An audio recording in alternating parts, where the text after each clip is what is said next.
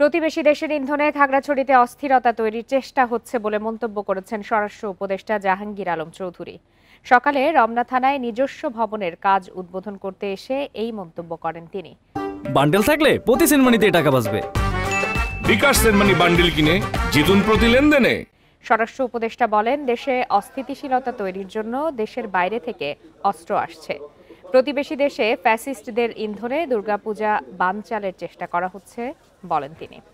খাগড়াছড়িতে পাহাড়ের ওপর থেকে সন্ত্রাসীরা আধুনিক অস্ত্র দিয়ে আইনশৃঙ্খলা বাহিনীর ওপর হামলা করছে। এ ঘটনা যেন আর না ঘটে সেই ব্যবস্থা নেওয়া হচ্ছে। এদিকে খাগড়াছড়িতে আজকে পড়া সকল পর্যটককে উদ্ধার করা হচ্ছে বলেও জানান উপদেষ্টা।